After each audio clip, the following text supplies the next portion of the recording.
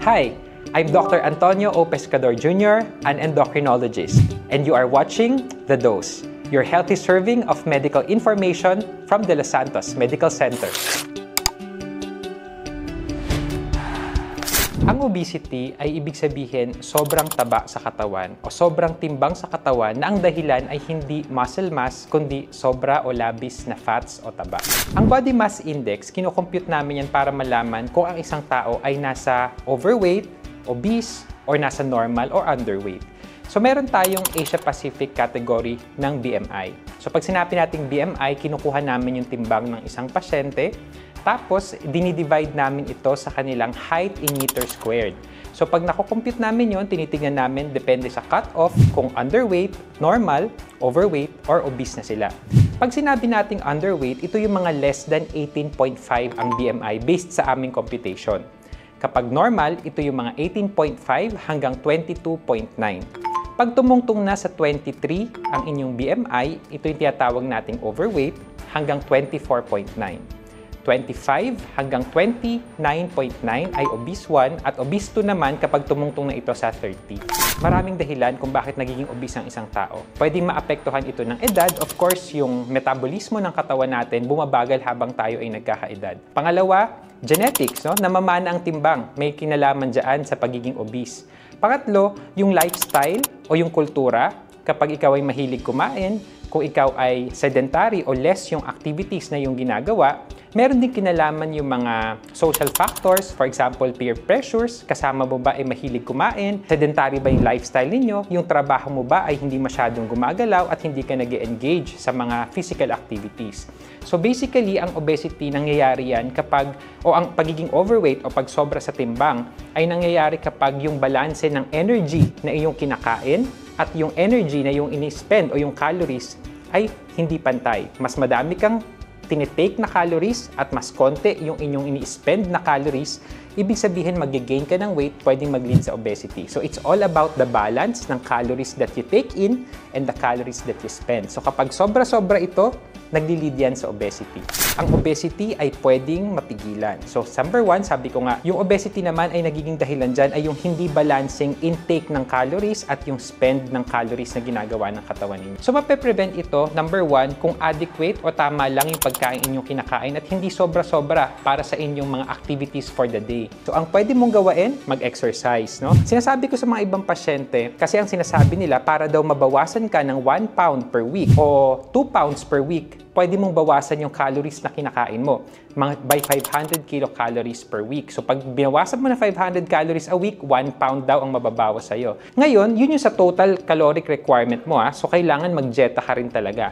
Ngayon, ang isa pang paraan para ma-reach mo yung 500 calories na deficit na yon o mas mahigit pa is mag-burn ka ng mas maraming calories. So it's a combination ng calories na bine-burn at calories na iyong tinitake. No? Bawasan mo yung calories na kinakain mo, dagdagan mo yung calories na bine-burn. Pangalawa, sabi nila yung pagkain ng mga masusustansyang pagkain. Siyempre, iwasan mo yung mga simple sugars, yung mga calorie-dense foods na tinatawag natin. No? Very common yan, mga milk tea, mga iced coffee, mga soft drinks, no?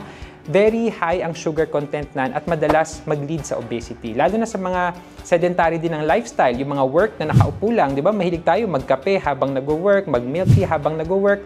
So yung calories na ini-spend mo hindi ganun kataas para sa taas ng sugar o calories na tinitake mo. Yung obesity kasi ay sakit na yan, ano?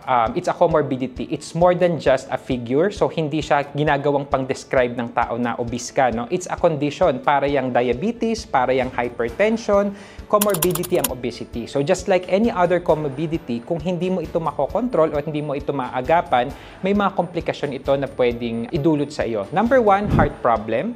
Number 2, pwedeng mag-lead sa diabetes. Of course, hypertension, sleep apnea o obstructive sleep apnea. Napapansin po ito lalo na sa mga kalalakihan, may predisposition tayo mag-develop ng fats around the neck area. So kapag deep sleep, kapag tulog tayo, humaharang ito or nagiging mabigat, parang humaharang sa paghinga natin. Yung tinatawag nating obstructive sleep apnea. Pwede rin ito mag-lead sa mga osteoarthritis, lalo na sa tuhod, di ba? Kasi ang tuhod, weight-bearing joints po yan, no? So kahit gaano ka-high-tech ang mga gamot ngayon, pag osteoarthritis ang pinag-uusapan, ang number 1 treatment dyan is weight loss. Pwede ka rin magkaroon ng mga psychosocial na effect sa iyo, ano? Sa ibang pasyente, nagkakaroon sila ng depression, low self-esteem, di ba? So maraming factors po. Nagpe-predispose din daw ang obesity sa mga certain types of cancer, katulad ng endometrial cancer, yung mga ganyan. So talagang maraming may dudulot na sakit ang obesity. So kung meron ka ng obesity at gusto mong magamot ito o mabawasan ito, maraming bagay ang pwede mong gawin. Sabi ko nga, number 1, engage in active lifestyle. Ang nasa guideline namin, 30 minutes of moderate to high intensity activity per day. So pag sinasabi nating moderate intensity, ang pinaka-minimum po nan is brisk walking. So I tell my patient, hindi po enough yung, di ba? Okay naman yung may mga pedometer tayo, no? Nakikita natin kung ilang steps tayo per day. But most of that, parang leisure lang yung walk natin. For example, nasa mall tayo, hindi naman tumataas talaga yung heart rate natin. Pero of course, healthy pa rin yung naglalakad kesa sa hindi, no? Pero on top of the usual activity, dapat meron kang at least 30 minutes a day.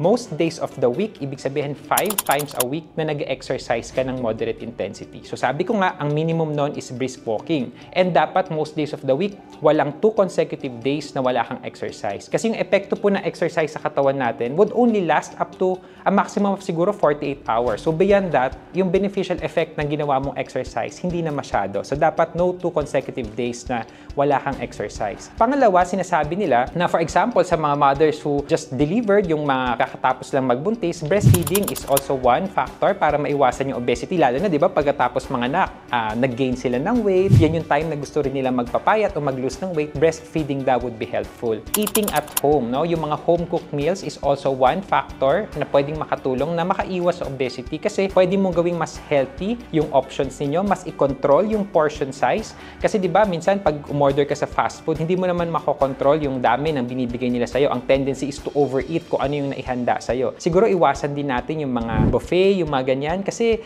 hindi natin makokontrol eh. Parang may urge kang kumain ng kumain para sulitin yung binayad mo, di ba? So, once in a while, siguro okay lang, pero kapag overeating talaga, it would lead to obesity. Sabi din po nila, ang screen time daw, lalo na sa mga bata, yung mga nasa tablet, nasa computer, ilimit daw to 2 hours per day lang para i-encourage sila na mas gumalaw. Kasi common din yan na cause ng obesity, lalo na sa mga bata pa lang, no? So, pag obese na sila bata pa lang, yung chances na madala nila yon hanggang sa pagtanda is very high. So, para sa mga taong obese na, it's never too late. Pwede nating maiwasan ang mga komplikasyon. Yung obesity comorbidity pa lang yan. Pwede pa nating iwasan ang komplikasyon na dala ng obesity. So, number 1, wala nang bukas pa or sa Lunes ka magi-start. So, wala nang excuses. Start today, start now.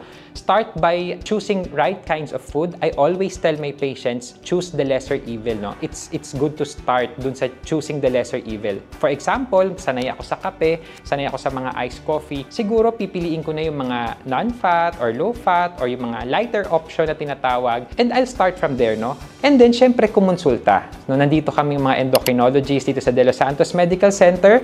We offer a lot of ways to help you start your journey towards a healthier you, a healthier life, and a healthier habits, no? So, meron kami mga ways to help you, lalo na to treat obesity.